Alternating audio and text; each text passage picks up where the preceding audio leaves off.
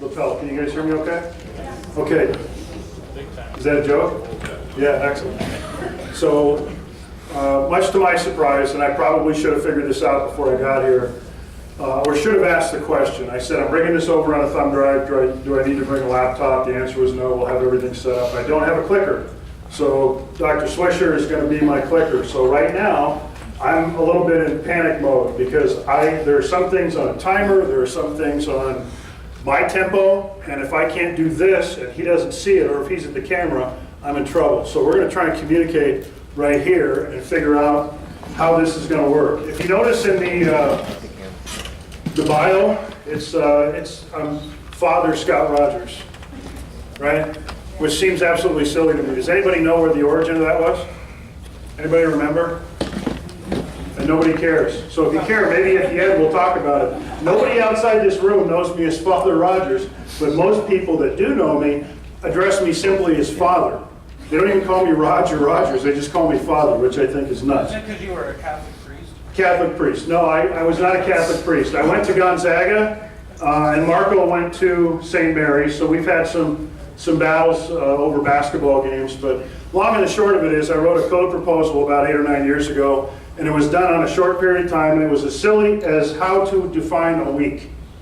Because Dick McLean, bless his heart, came into a baseball meeting and said, if you start practice on Wednesday or Thursday, the first day, the 15th, your week ends on Saturday, 2 days later. And I said, how does that happen?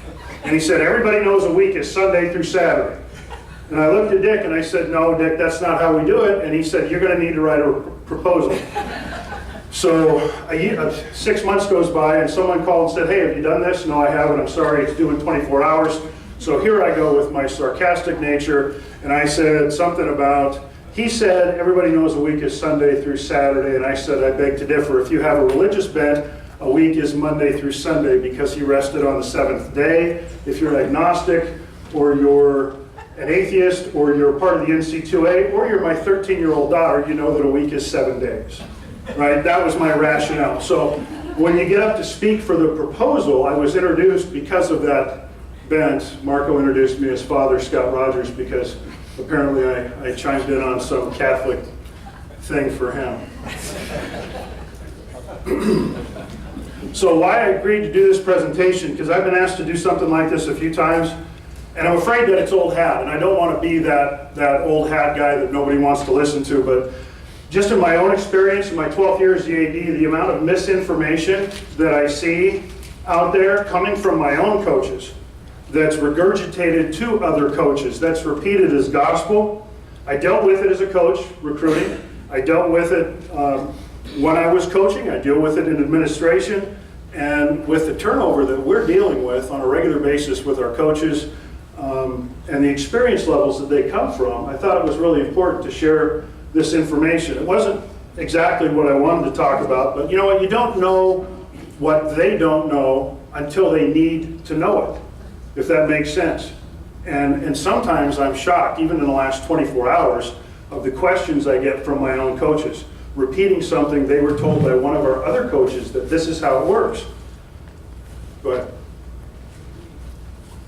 Confidence. All my coaches are confident until they realize what they're actually dealing with, and then they're a little less confident because they really realize that I don't know all the rules that we're going through. Next. Next. This is where our timing breaks down. See, I know all this stuff. First of all, I want to say that nobody approved this message. And I say that because nobody reviews it. Just like you on your day-to-day business, you go through, if you're not sure, you try and look it up, you might make a phone call, you ask a couple questions, but then you put it down and this is how we're operating. It's like I said, it's not the topic I wanted to talk about, but what I wanted to talk about was something like our growing agriculture program in Pasco, along with how we package that with fundraising. And I don't know who Marco called the Pasco cartel, but that got nixed in a hurry, right? We don't get to talk about that. So we get to talk about rules. It's not the fun stuff. I ran this by our business office and they thought it was as much fun as a stick. So I tried to throw some jokes in there, which is again where our timing could break down. So let's go ahead, next one.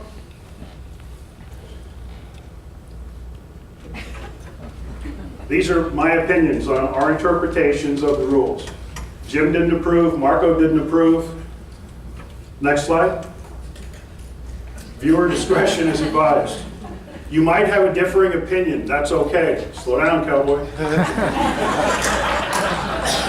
You might have a differing opinion, but that's why we're doing this, right? So I mean, when we get into the rules part, let's talk about, okay, well I see this differently, and then we have some discussion and get to figure some things out. Trying to make it bigger and better and bolder. I had about 6 weeks to start preparing this, and we're all so busy. I didn't spend an awful lot of time doing this. And then we're getting closer, and I'm like, okay, I want to outdo what we did in 2013, or what the last time I did this, and I needed inspiration. And somehow somebody sent me a clip from our self-styled 43rd President of the United States, and I watched the clip, and I pulled one quote. Go ahead. This is not rocket surgery. He is so right. It's not, nor is it brain science. It's not rocket surgery, right? So I said, I'm inspired, I can do this, we can communicate on this level. Fantastic. Okay, so next slide, please. And you can throw them both up. So we've got the code book that governs our operations of the member institutions. Go ahead. Provides our structure, it's what we live by, it's what we're all expected to operate by on a daily basis. Different sections that we can look up or reference. So to the people that are trying to write these codes and make these proposals, they're really working for clear language. The message is really clear, especially if you wrote that code or you participated in writing that code. They work for clean, easy to understand language. But to the people that are interpreting those codes, that are maybe seeing it for the first time, or they're coming in 10 years after that code was introduced, they don't understand what the intent was. They don't understand why that came into play and how we interpret that or how we process it. So it can lead to confusion or a variety of interpretations or misapplication of the code. Miss Alabama, 1994. Go ahead. I'll let you read it.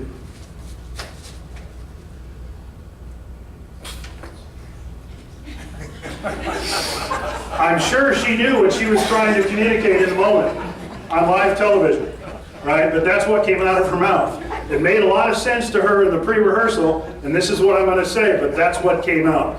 So it doesn't always come across the way we intended to have it come across. That's why we have so many different opinions in this room. Go ahead. This is where your regional commissioner comes into play.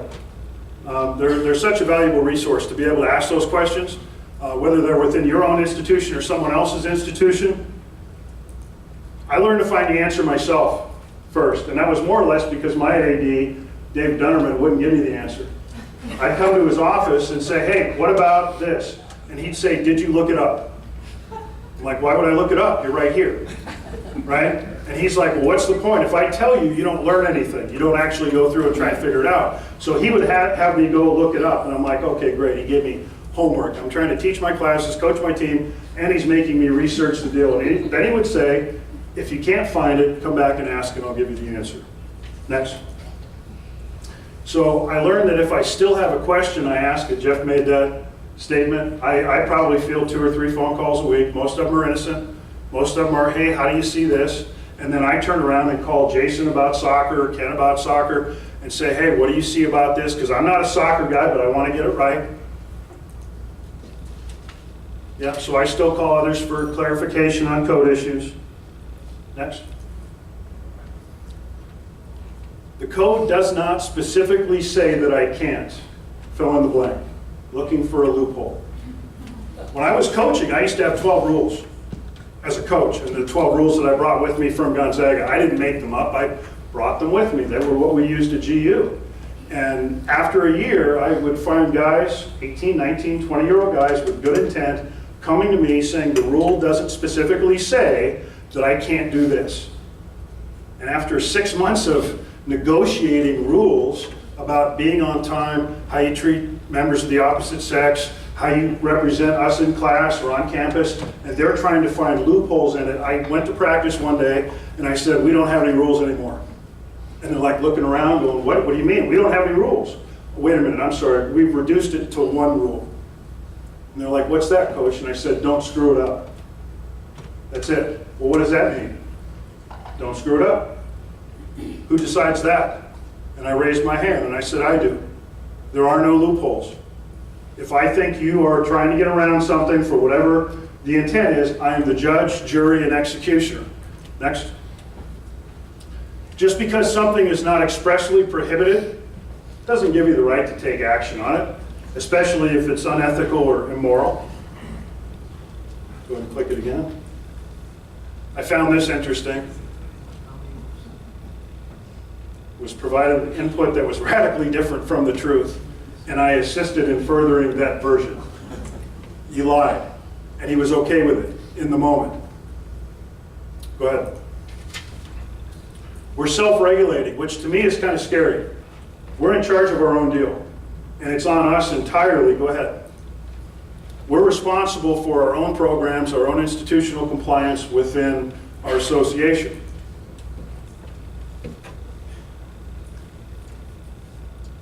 Loosely paraphrased from the Matrix. Take the blue pill, you go about every day believing everyone does this the right way. Take the red pill, you go down the rabbit hole and find out how many shortcuts are taken at this level. Whether they're intentional or unintentional, there are a lot of shortcuts that can be taken. I'm not saying they are, but they can be taken at this level. Most violations aren't about intent. They're innocent. I made a mistake. Go ahead. Most are minor in scope. For me, if they're not about intent, we talk about it, use it as a point of emphasis for our coaches. We're not going to make a big deal about it. I'll call Marco or Jim and say, hey, this is what happened. And they're like, are you doing something about it? Absolutely. We just had a meeting with our coaches about this, and we're going to fix it from the inside. Because without intent, it's not about trying to catch somebody doing something wrong. It's not intended to be punitive. It's about teaching them how to do it right from the start. If the issue is major or involved intent, we'd conduct our own investigation with our own people, and it's happened 2 or 3 times in the 12 years I've been the AD, and then we would self-report and deal with the consequences.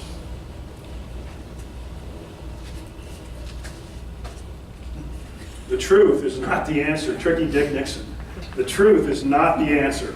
I don't want to hear what the truth is. I just want to do what I want to do. The code might tell us if we could, but it doesn't tell us if we should. Okay? It doesn't regulate our morality. It doesn't regulate our ethics. It tells us what's acceptable and what's unacceptable in certain areas of how we engage with our athletes, with each other in competition. A good example, and this is the one we deal with a lot, is a petition process. We can petition just about anything, especially relating to eligibility.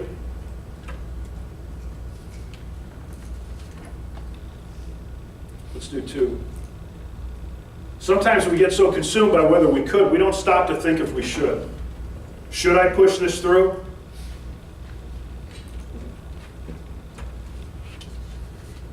Now, I don't know if my experience is that the coach and the parents make it a very emotional issue.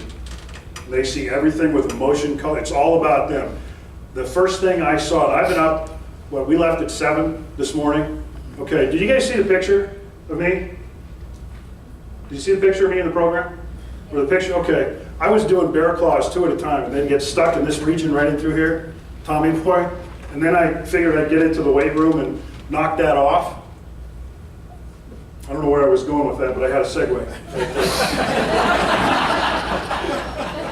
They see it through emotional glasses. I'll probably come back to it. I used to have an assistant coach. That would follow me around on campus visits.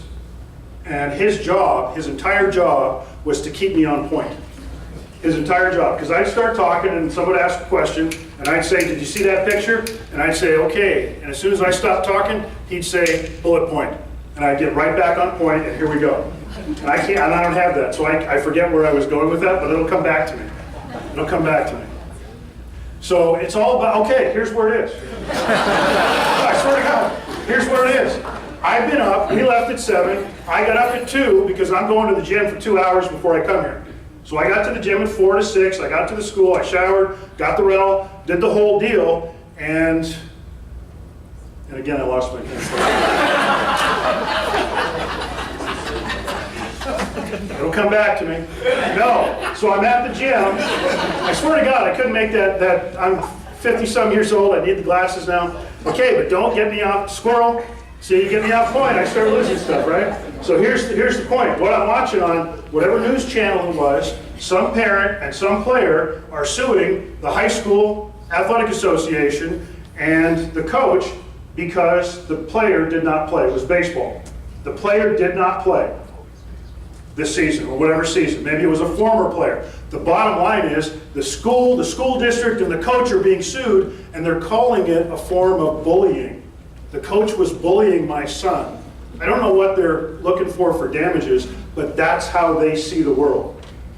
That's how they see it. It's always going to be about them. It's always going to be emotional. If you've ever had someone come into your office and say, my wrist, I can't play, I'm this, that, we look at it, well, you played 3 too many games to qualify for a medical hardship. I can't do it. What? Starts texting his dad. He won't do it. He doesn't support us. He's not behind me. If you've ever been there, you know what that's all about. They see it, it's an emotional issue, but there has to be compelling circumstances or a situation for an exception for all the rules that we're expected to live by. The compliance officer is responsible for enforcing the code. It's not going to be an emotional decision. There's no emotion. He has no stake in this race. The decision is made upon the facts and the documentation of the case. It's black and white. Knowing this situation, there's possible exceptions. So I'd look for you to gather the facts before you push it through. Is there complete documentation to support this case? Do the facts stand up as an obvious exception? Is there some gray area? Go ahead. All the time I start with my heart. To me, I'm the advocate our athletes need. But I also know where the line in the sand is drawn. And I have to respect that line. Now, if I had to push something forward, or if I felt like the parents are really pushing me and saying, you're not supporting, blah, blah, blah, well, word of mouth and social media, I don't want to go there. I'll call Jim and say, you know what, I disagree with this. I know it doesn't fit the standard, but I'm going to push it forward and you're going to be the bad guy that says no. And he's completely okay with that. Because then I did, as this athlete's advocate, I did everything I could to make sure this athlete felt supported, the parents felt supported. And the league said, no, that's not on me. Go ahead. 2 questions I often ask our coaches. If they would push the same facts of a petition if this was the 14th player on a 14-player roster, if your competitor were to be granted the same exception based on these same circumstances, would you support it or would you be upset about it? Think about it. That's taking the emotion out of it. Look at it as a neutral person and say, well, if school B got this exception based on that, that's not right. Well, then don't push it to me and tell me I need to process it for you. One thing I've heard repeatedly from the league office, my coach didn't know the rule is not the right answer. That's unacceptable. The reply is that they should have known, or they should have asked the question, or they should have looked it up, or they should have withheld action until they had the answer. Go ahead. Okay. And we talk about how, now I got this question on the car ride over. Can we recruit Colorado? No. Okay, so the question was, and it's an innocent question, right? It's an innocent question. How do we get Colorado into our recruiting base? And I said, it's funny you should ask that. Because there are about 70 commissioners, and it's going to take 2/3 to support adding something to the code. And there's a very strong faction that says it should be Washington, Oregon, and Idaho. And there's another faction that says, forget that, let's go across the entire country. So somewhere in the middle is Colorado. But it doesn't border the other states that we can recruit. And so there's battles right there. But here's how it goes. Too often I've heard a coach say, and this is them talking amongst themselves, The basketball coaches had their final meeting of the year, and they decided to change fill in the blank. We took a vote, and everybody voted for it except 2 people. So at this point, go ahead. At this point, what change should they expect in how they operate the following year? Absolutely nothing. They don't make the rules. They don't make the codes. They don't make those decisions. What they would do is bring that to their basketball committee, bring it to their AD, bring it to a sports committee, and put it forward. If it's got support, then someone will write a code, which would get voted on. If it passed, then it becomes law.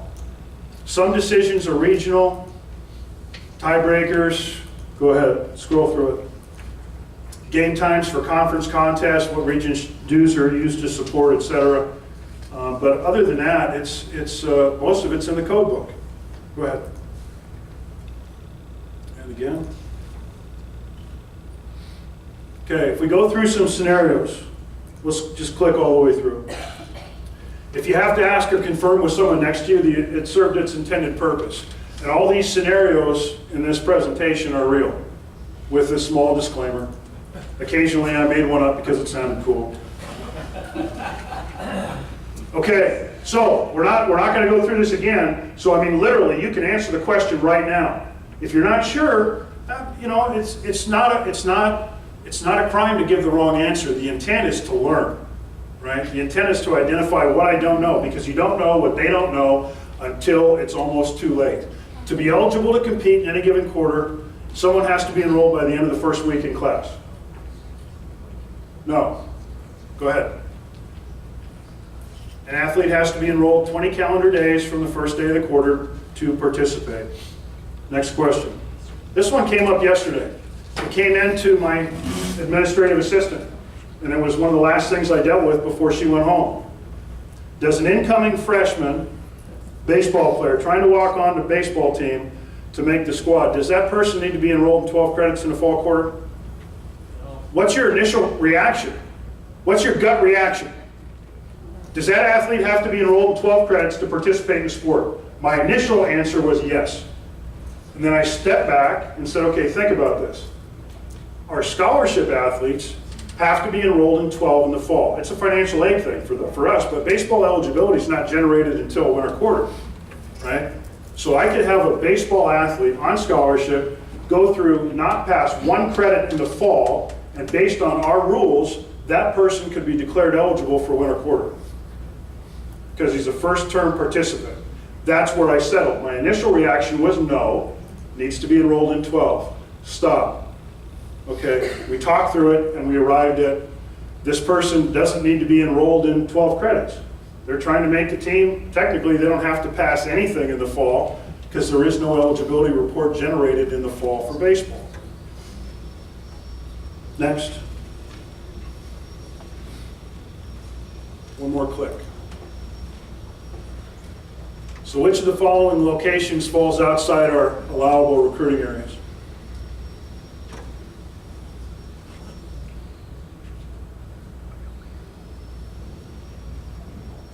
Anyone?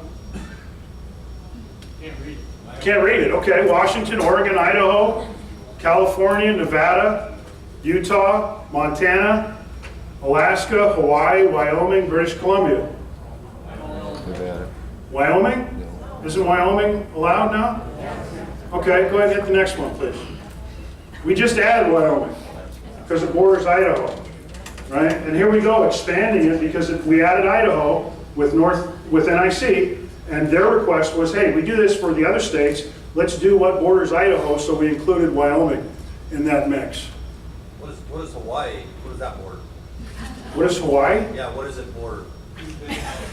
Well, when you look at a map, it's to the lower left. Oh, down there. So if you look at a map of the U.S., Hawaii's right here. Touches Right? water. Yeah, it touches water. I know. Next, please. What state was added to our allowable recruiting area this year? Alberta. Hit it. Hit it again. Alberta, Canada. Yes, I know they're not called states. It was a trick question. Look, I can't just give it away. Which province did we add, right? It's got to be a state. So we added Alberta, Canada, to the mix, and that was at a request of Douglas, right? Next. What's the duration of the spring season for fall sports? They have a spring season. When does it start? Okay, the first day of the spring term, generally the first Monday in April. What does the code book say the duration of that spring season is? 6 weeks. 6 weeks. How many weeks do they get in the fall? They started August 1st. How many weeks do they get in the fall? 4. 4. Then the code says 6. That's 10. Then the code says everybody gets 12 weeks of practice. Right? So Miss Alabama in 1994 somehow got into the mix and wrote all that stuff down, and none of it matches. So when that code came out a couple of years ago with the start date, the 12 weeks and everything, I said our fall coaches would probably rather have their extra 2 weeks on the front end. Because right now I've got 30 men's soccer players. I've got 22 women's soccer players, 14 volleyball athletes. They want that practice with their entire team prior to the start of the season, right? But when we get to the spring, at least what we see, out of the 30 men's soccer players, we'll have 10. Because the others have just fallen off the face of the earth. They didn't make it academically. They had to go get jobs. They can't participate. We have 10. We can't even field a side. But that's the way the rule's written right now. So technically, the code says 6, but they can have up to 8. Next. The coach of a fall sport has an athlete making a requested adjustment to how their scholarship is dispersed. They sign for 3/4 of grant aid, 3/4 of tuition waiver. The athlete's attending summer school and wants their award spread out over the course of the whole year. Go ahead. The coach, using pretty simple math, just divides the entire dollar value of that award into 4 equal parts and gives it to the secretary and says, make this happen. Why not? I heard somebody say no, why not? Okay, you can only award aid in 3 of the terms. It doesn't matter what that looks like, right? It doesn't matter. Well, I gave the grants and aid, I gave them in the fall, winter, and spring. At the end of the deal, I need 1 class to graduate. Can you give me a tuition waiver? I'm sorry, we can't. We've already given you 3/4 of aid. It doesn't matter how you stack it, but it can only be done in 3/4. Okay, next. Grades are just posted for fall quarter. Go ahead.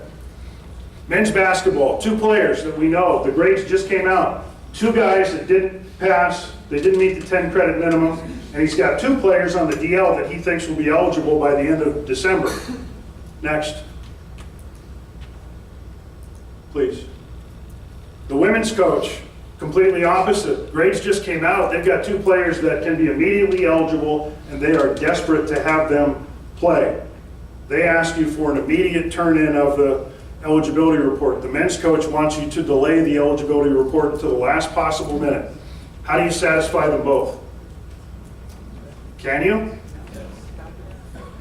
Okay, wait a minute. What I heard was yes, and then I heard someone else say they've got to be done at the same time. Which is it? They're both right, but which is it? Okay. The eligible and ineligible player have to be done at the same time on the same team. Right. So I can submit my women's basketball earlier than my men's basketball. Right. So the statement is for the men, if I check one of the men to get them eligible, I have to check them all. But I don't have to look at the women's grades. I can look at them, but I don't have to submit them. I have to submit one team in its entirety, but I can delay the other one. Right? So I can satisfy both coaches and give them what they want. So when are the eligibility reports due for each quarter? Fall quarter? Before your first contest. Winter quarter? First day of the term. Spring quarter? 5th day of the spring. Next. Is it ever allowable for an athlete to compete outside the parameters of the NWAC during their season? Okay, hit it. Next, please. Okay, in a sport where it's possible to compete on an individual basis and they can represent themselves, that's okay. Next. So it's a violation for an athlete to compete for a non-NWAC club during your season. Hit it? How is during your season defined? And I tripped myself up on this one this last fall. Well, I guess it was this spring. I tripped myself up and gave the coach the wrong answer because I thought I knew it in its entirety. Okay? How is your season defined? The first day of official team practice until the conclusion of the championships for that sport. That make sense to everybody? Okay. Next. So upon conclusion of fall softball, one of your players is sought out to play for an all-star team. Is it acceptable? Fall softball's over. Yeah. They want your softball player to represent Idaho, Team Idaho, at a tournament in Arizona in December. Can you do it? Next. No, because the championships are in the spring. So here's where I went around and around with the league. And it was just a couple of times. Because my interpretation of this with a soccer athlete was, how do you define during their season? It's from the first day of official practice until the last day of official practice. They have a spring season. That runs through mid-May. That was my interpretation. Jim? They haven't started official practice in softball yet. It says fall softball. They might not have. Okay, upon conclusion of fall softball, so they've run their fall softball season, It's not the official season. When's official softball practice start? September 1st. And they run their 6 weeks, so they're done in mid-October. And at the end of mid-October, Team Idaho calls and says, we'd like this girl to come play with us in December in Arizona. Can she do it? The answer is no, because the championships aren't played until the spring. Next. Fall soccer, one of your players, same situation. The fall season's over. They're sought out to play for Team Idaho to represent their state in a tournament. Is it allowable? And this is where I made the mistake. Go ahead. Yes, the championships are in the fall, and once they play the championships in that sport, they can go represent someone else in a team sport. Until April 1st? That's a good question, and I don't have an answer for that. The question was until April 1st, because that's when their spring season starts, and that was my interpretation with the fall sport. Yeah, the championships are in November, but they have a spring season, and the way I interpreted it was first day of fall until the end of the cycle. And since we added spring soccer, their cycle ends in mid-May. So I told my coach, no, she can't do that. Then I called the league, and the league said, well, the championships are in November, so that's allowable. Then I said, how is that fair to a softball player who is just inverting that? Completely inverted, but it's the same thing. But their championships aren't played till 6 months later, so we can't do it. That I don't have an answer for. But the softball player could play in the summer for someone else. Yes, once the championships have been played, yes. So for soccer, you could go after the soccer championships until April 1st, you'd be eligible. Is that, am I state that correctly? From the championships in soccer until April 1st, they'd be eligible to go represent somebody else. My answer to that would be yes, they could. Well, to me, it only makes sense if you're basing it on the championship at the end, use a season that leads to the championship. The fall season, there's no records of championships. It doesn't go toward anything, so it seems like that should be an exclusion, but they don't count. So you think they should be allowed to go represent somebody else? Yes. I agree with that entirely. But I don't, that's not the way it's written. That's not the way the code's written. Yeah.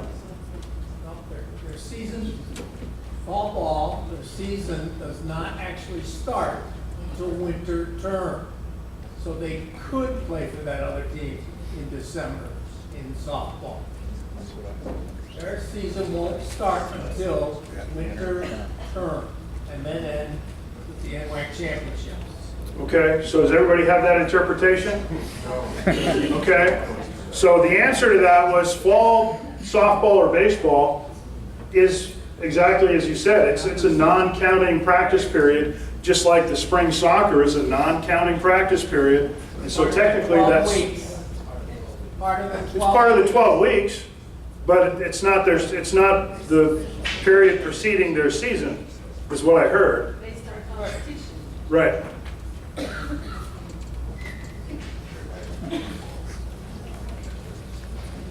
I think we need to clear up that these fall baseball and softball and spring soccer and volleyball, they're not part of the season in the way we're interpreting now. Okay. Well, that's, when I read first official practice as September 1st, that's my interpretation. Again, these are my opinions. And I clarified with the league, and this is what they told me. At that moment, that's what they told me. So we're going to skip past this one. We could, because it's essentially the same thing. And we're going to skip this one too. Okay, an athlete from another institution contacts your softball coach. She says she played 2 seasons in soccer and she wants to transfer and play softball. Next. And next. Is this allowable? Okay, click. Okay, so the answer is yes, it's allowable. What needs to be done to make that happen? Okay, what needs to be done to make that happen? Because yes, it's allowable. You contact the AD in writing. First of all, you need to confirm what she's saying is accurate. Okay, because if there's one thing I've learned about 18 to 21-year-olds, they're not either clear on what they actually did. A men's soccer player does not know if he participated in a season, a game, a scrimmage, or what. He does not know. Don't take their word for it. Contact the AD in writing. Express the desire to transfer, verify the details. Need a tracer report. That's going to show this person played 2 years of soccer in another school. Next. Official transcript. Why do we need this? It's not for the registrar. Why do we need this? Good question. Brand new sport, there's no previous term. Sure, but they attended another school, therefore, and the school had a sport, and it's an NWAC school. Yeah, and it's an NWAC school. But even if it's not an NWAC school, the only time you don't need an official transcript is when they don't sponsor that sport. If it's within the NWAC, Yakima has no men's soccer.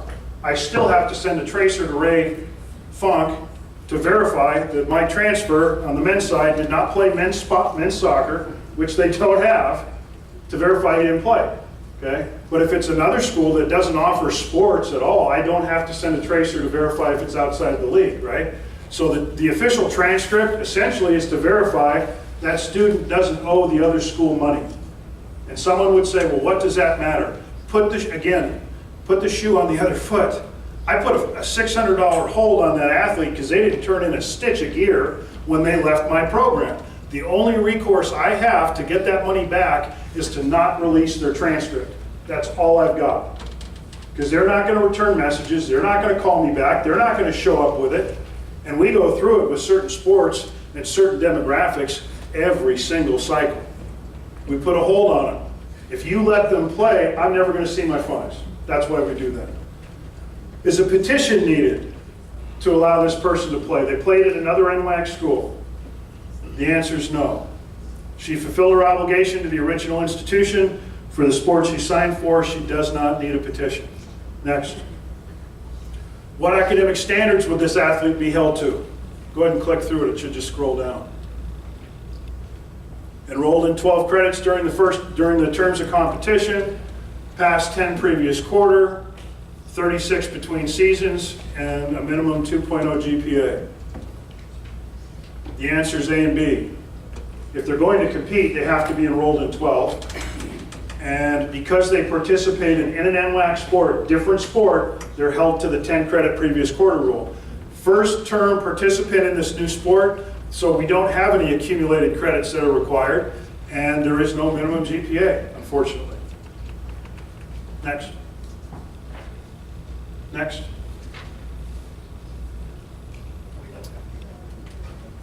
Okay, similar scenario, but they played one season in a sport. And they contact your softball coach. One season in soccer, I want to leave that school, go to another NWAC school and play softball. Is it allowable? Okay, next. The answer is yes, it is allowable because transfers are not illegal. Can you back up one for a second? Transfers are not illegal. Okay, she can go wherever she wants. What she couldn't do is play the same sport she just played at another school. She can play a different sport, that's fine. So what needs to be done to make it happen? Go ahead. Again, contact the school in writing, next, and all the way down. Tracer report, official transcript. Is a petition needed after one season of competition? And this is, okay, now I asked this question because this is what the athlete was told. You can leave this soccer program, transfer to another school and play another sport, but it's not going to be easy on you because you have to petition and prove why they should allow that exception. And in tears, she leaves the coach's office believing she has no chance because there is no viable reason other than she wanted to go do something else. It turns out you don't need to petition this because it's a different sport. Transfers aren't illegal. What she can't do is play the same sport. Next. Yeah. Can that same scenario, can that student athlete sign a letter of intent and get money at that institution? So you're saying, okay, that's a good question. We're gonna talk about that at 6 later tonight. Okay. So the question was, the person playing soccer at one school goes to school B, plays a different sport. Can they get money? My immediate answer would be yes, because it's a different sport.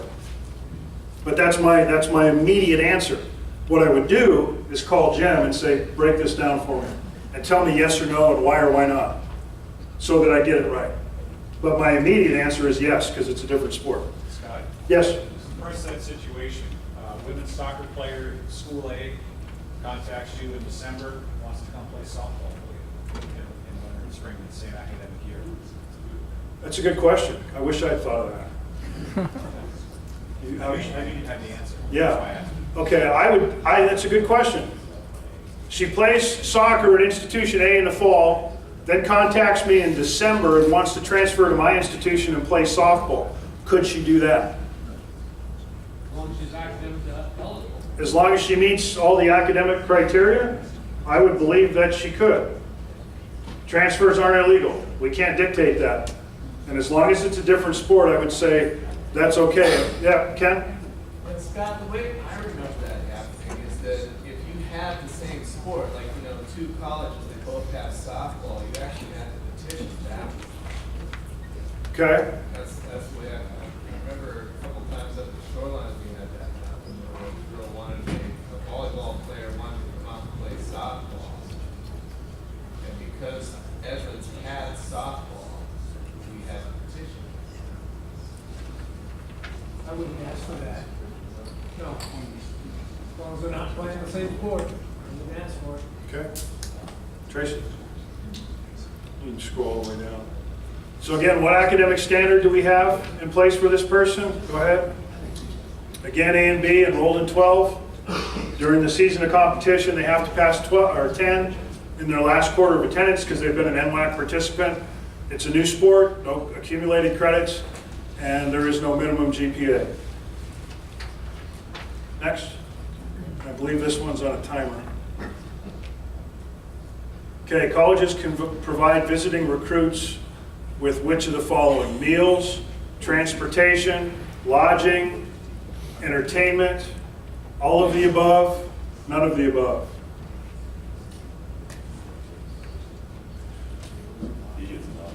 Click, please. Okay, meals and lodging, for how long?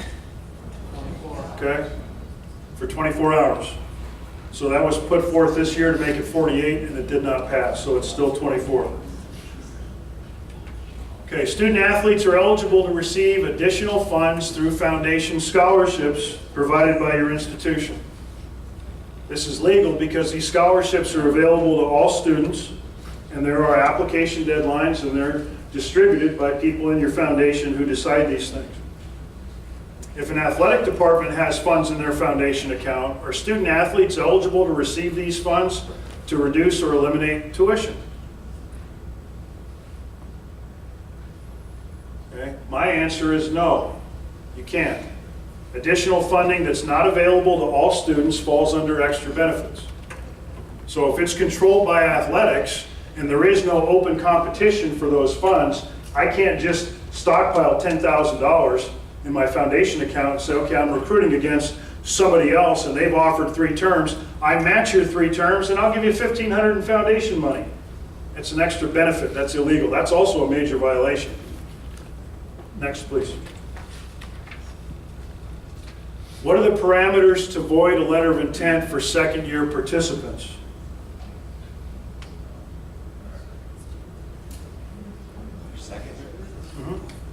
Next, please. Okay, there are none. It doesn't exist, as many believe it does. A second-year player has to petition the league for an exception for a 3-quarter transfer rule. So why would a student or a parent insist they were granted a release? We hear that all the time, don't we?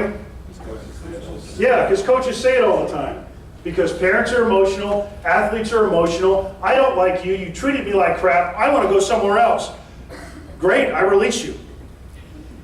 Because that's what gets them to leave my space. Right? That's why I release thee. I bless thee if I had one. You're free to do what you want, but it doesn't mean anything. The league's the only one that can do that. It's got to be done through a petition. Okay? When is a letter of intent void applicable in the NWAC? And you can go ahead and click through. There are 4.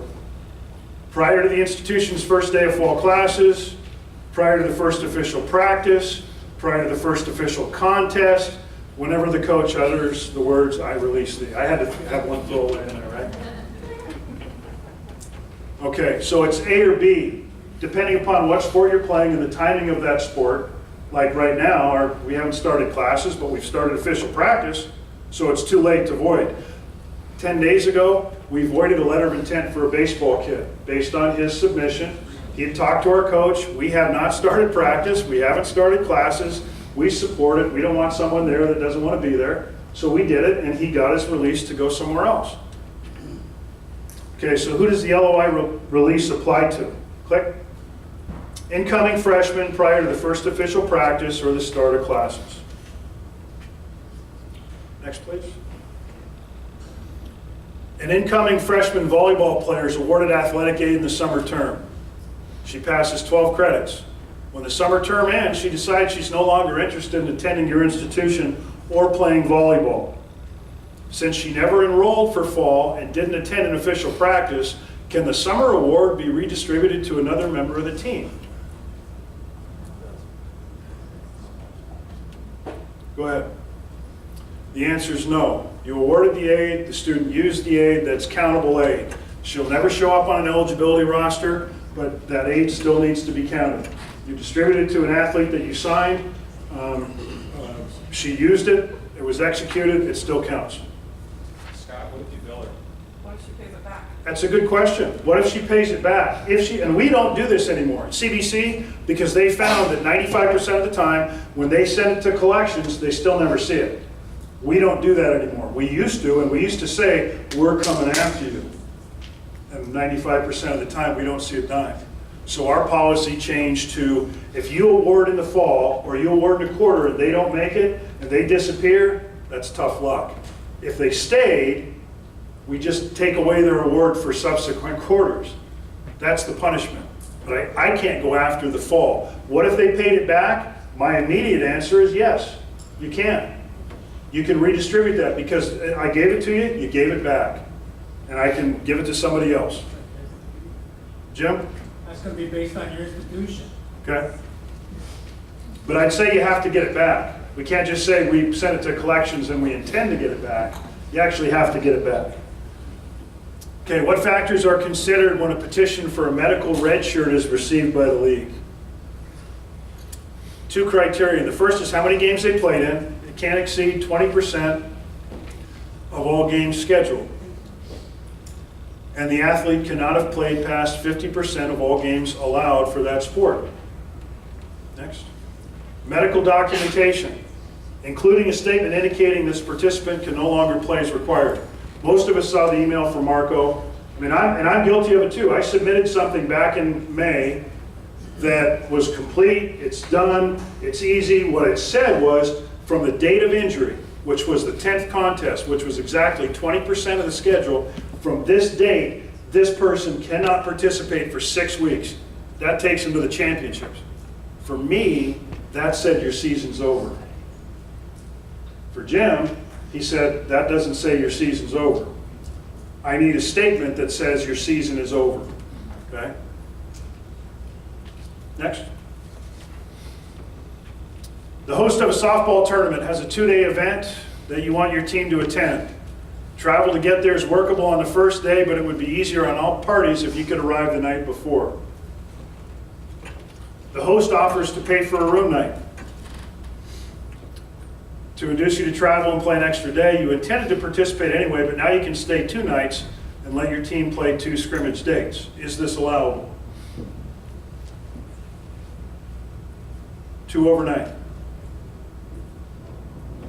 No. We allow 1 overnight for scrimmage situations. The intent of the rule is to limit scrimmage travel to 1 night of lodging, regardless of who pays for it. Next. Participants are not allowed to represent a non-NWAC club team during their season. What's the only exception? Outside of individual representation. Say again? Alumni game. A one-time exception is made for participation in an alumni game. A student athlete self-reports that she may have failed a class but is given an opportunity to turn in a paper to improve her grade. Grade verification has not taken place. Your team's leaving for a crossover tournament. Can she participate in games between quarters while she completes this paper to pass the class? Yes. This athlete can compete between quarters until the eligibility report's generated. Go ahead. If the report's generated and she has a failing grade, and I'm making an assumption she's falling below 10 at that point, but up until the time the eligibility report's generated, so between quarters, because I've seen that email from Carol, bless her heart, the day grades are coming out that she anticipates, she sends an email that says, hey, your eligibility reports are due ASAP. And at first, 12 years ago, I look at that and go, wow, that's a lot of pressure. And then I looked it up in the code, it says, I got till the first day of the winter quarter. She's just trying to get her ducks in a row and trying to push us along. But I can allow that player, that transition, they can play until I recertify them one way or the other.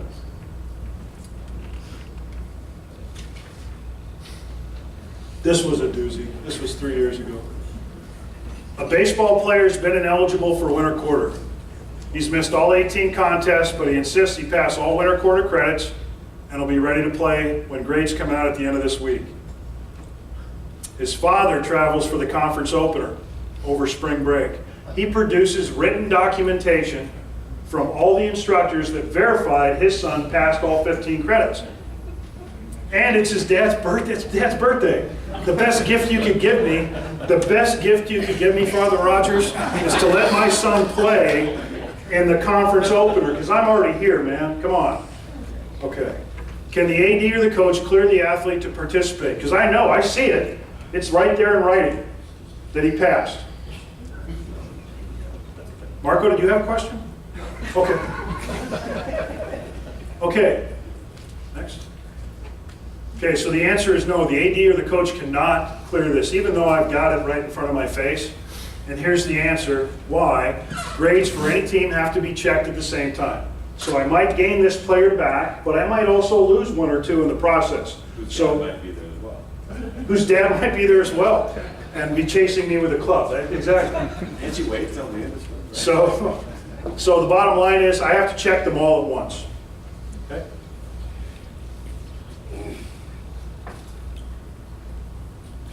You're contacted in June by an athlete claiming to have played women's basketball at another school in the NWAC in the previous season. She enrolled, practiced, and played in non-conference games in the fall. Go ahead. When the quarter ended, she went home to Nevada for personal reasons.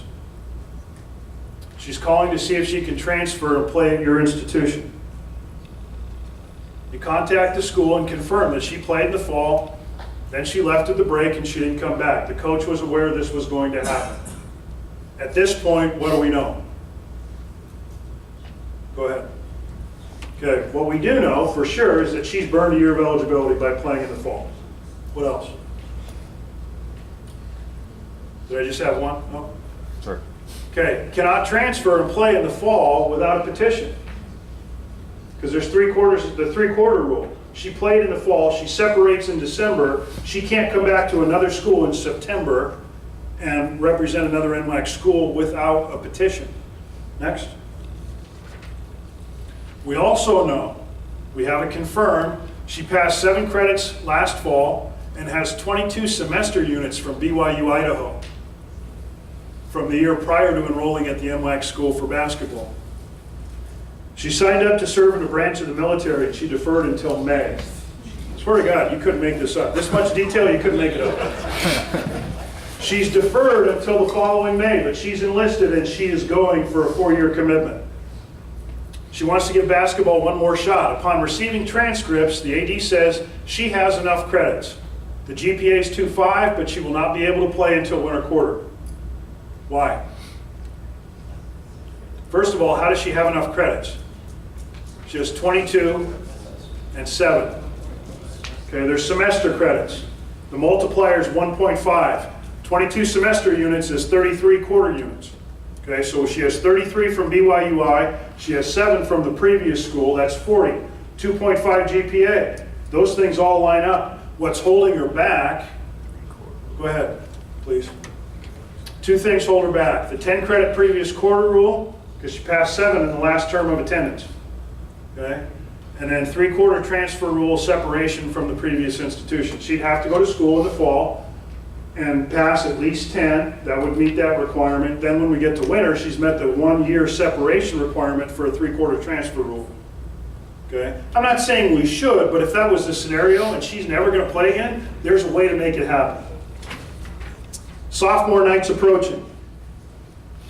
One parent owns a hobby shop and offers to frame pictures at cost. It's going to cost you $200. Not very much. Another parent owns a local restaurant, wants to donate $50 gift certificates to each sophomore to thank them for their contribution for 2 years of hard work. This is not going to cost you anything. They're going to use it as a tax write-off for their business. Are these 2 things allowable?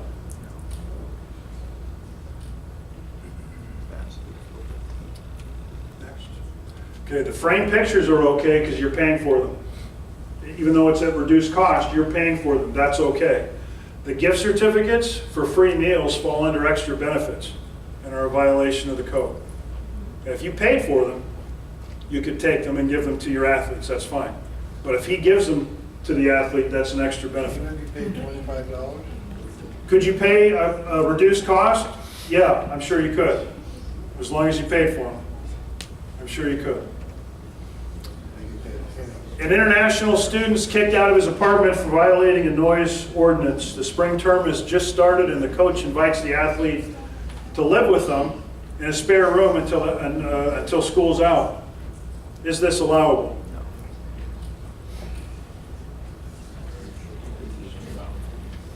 No, because housing arrangements with coaches or athletic department staff members, other than an emergency basis or an extreme temporary basis, is a violation of the code. A first-year soccer athlete walks on and begins practice with NWAC School A in the fall, participates in the first 2 scrimmages. Next. Disappointed about playing time, the athlete contacts School B a week before the first contest. The athlete makes that squad and participates against School A on opening weekend. Is this allowable? Stay where you are for a second. Oh, sorry, got a little excited, but that's all right. Well, you pointed at me. I know, that's what's confusing. I wouldn't have pointed and clicked, I got it. I'm not sure what to do Nobody with my saw it. hand. Nobody saw it, Scott. Is this allowable? Shows up at one school, plays in 2 scrimmages. I don't like the way I'm playing. I'm not playing enough. I'm going to go to a different school 2 weeks before the season starts. He'll take me. I'm playing now, and now I get to go compete against you on opening weekend. Sign a letter? Doesn't say he did. No, didn't sign a letter. Okay, let's go ahead and open it up. No, because there's no letter of intent, the person's not appeared on an eligibility report, and he has not played in an official contest. As far as the league's concerned, this person doesn't exist within Program A. If they signed a letter of intent, they're property of school A, like my situation or not. Question? So what if the previous school did, because it put down that it has not appeared on the eligibility report, what if they ran the eligibility before those scrimmages? If he did show up on that eligibility report, I know it's still a scrimmage, but the being on the report isn't going to charge him for the year. No, that's right. Being on an eligibility report is not going to change that. Which means he's also enrolled in the school. Yeah. Yeah. So if he's on an eligibility report, he's property of school A? Okay? So that means you couldn't transfer or withdraw. If he's not, well, okay, I'm not filling out an eligibility, I'm trying to, look, I can fill out an eligibility report August 1st if I wanted to. When am I going to fill it out? 11:59 on August 23rd. That's when my report goes in, right? Because now I know definitively who is in my program. Especially the gypsies, the men's sport. It's so fluid all the way through. It's fluid. We dropped 2, we picked up 2. We dropped 3, we picked up 3. Holy cow, all month long. It's like that. Hey, can you put these 3 dudes down and drop these 3 from the roster? Just wait till we go to publication. I want to know. My volleyball coach, we've taken 3 team pictures at this point because they're due on the 14th. We took a picture last Monday. We didn't take 3. Then the girl on the very end quit, so we just cropped her out. Right? And so on the way over, we get another message that says, hey, so-and-so decided college volleyball's not for her. Well, she's right in the middle of the picture. I can't crop her out. I can't Photoshop her out. And so I've asked we're going to take another picture, bless her heart, you know? So I wouldn't do my eligibility report until right before we had to get it done. Okay, there are 2 approved formats for out-of-season instruction for skill development. What are they?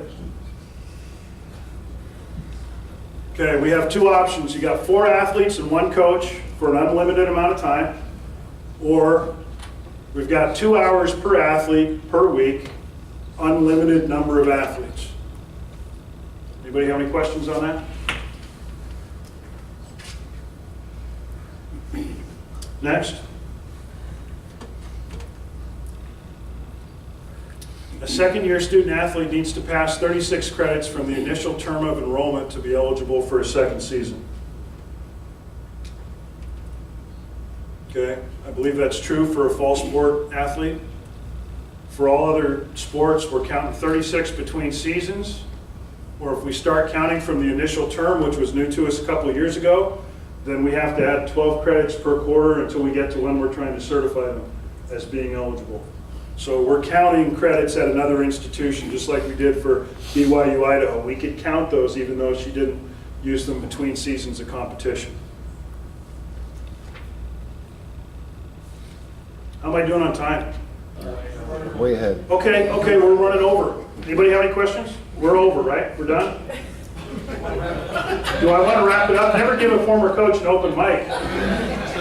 No. Anybody have any? I've probably got a few more here. It's not life or death.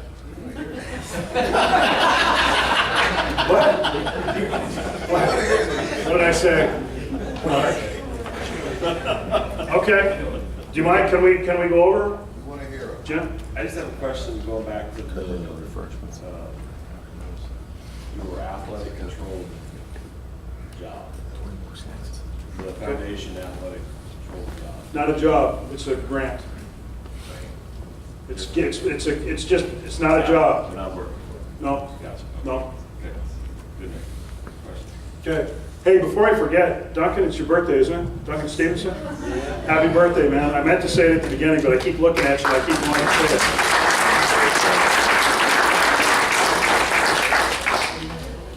Okay, a first-year softball player. I mean, we could just, no, we're almost done. A first-year softball player attends a D2 in Washington during the fall term. She plays in 1 scrimmage against outside competition. According to the NC2A, this means she's used a year of eligibility at that institution. The athlete transfers to your school at winter break. She meets all eligibility requirements, but the tracer you got from the D2 says she has in fact burned a year of eligibility. Next. Can she play softball this year at the current NWAC school she attends?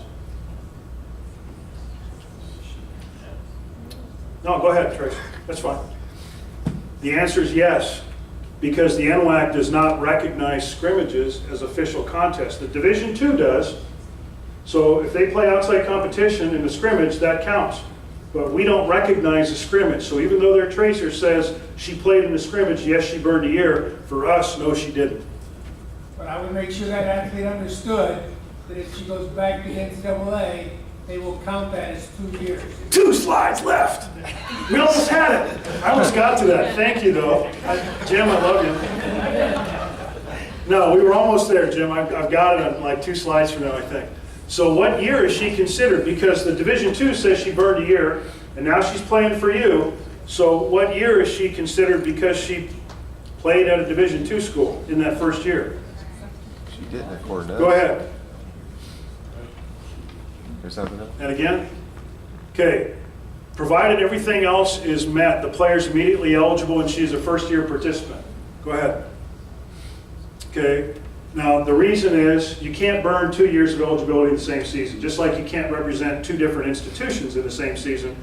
Even though Central says she burned a year in the fall, you can't burn a second year in the same calendar season. It doesn't work like that.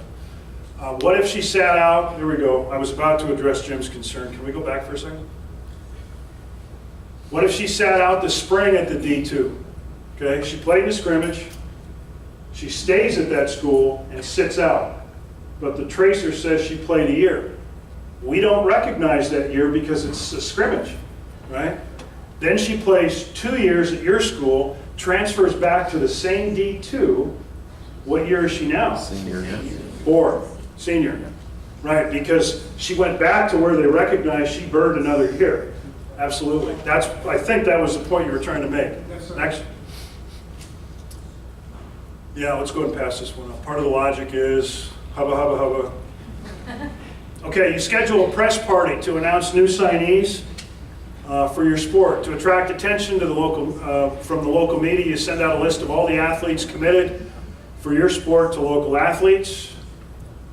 Of the 15 players you have committed, you've received letters of intent for 11, and 1 will be hand-delivered at the event. Who can participate in this event?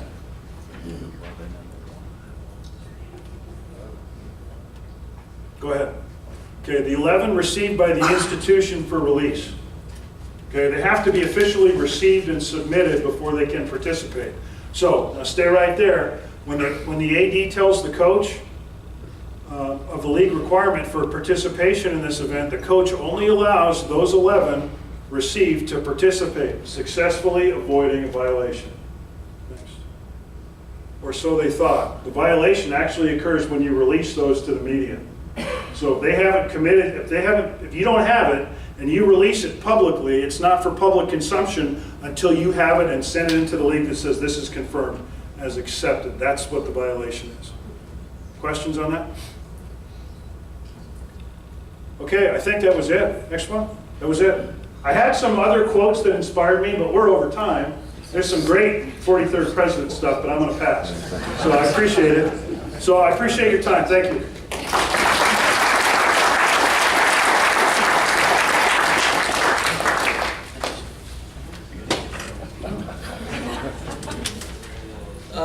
I think you can see why I asked Scott to present.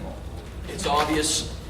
He does a great job, is concerned, and I really got to know Scott more when he was the chairman of the executive board for 2 years. And very knowledgeable, great guy to work with, and an outstanding Catholic. Scott Rogers. Okay, take about 10 minutes. There's fruit and cookies in back on both sides, and then we'll bring everybody back.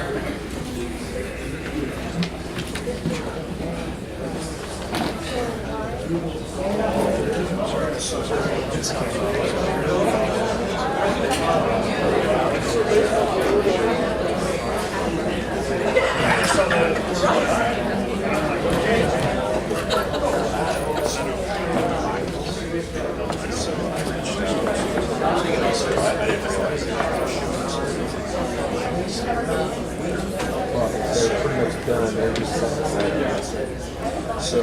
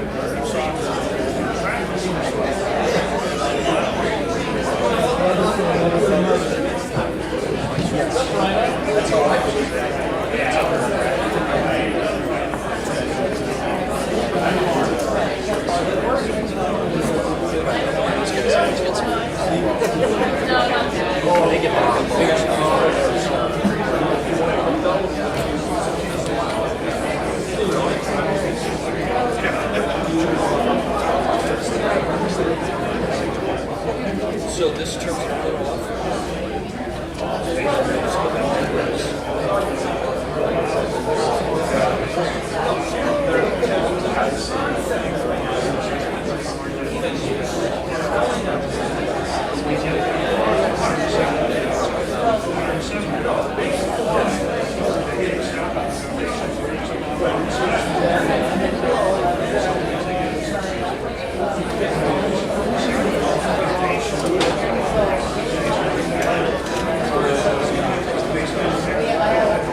Well, you said.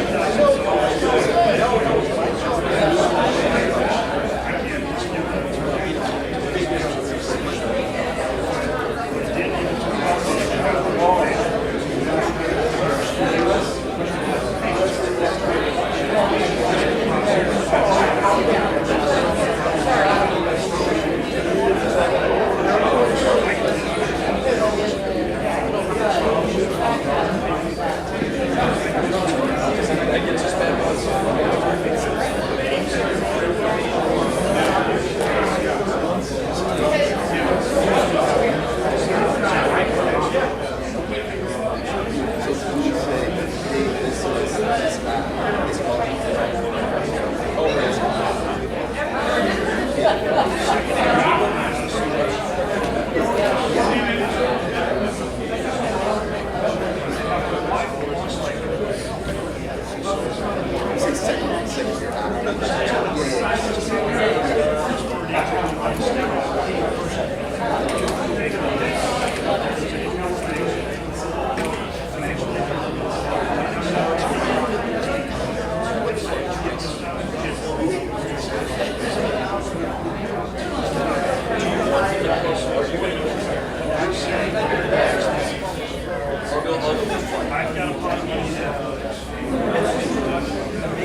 if I did, if it's gonna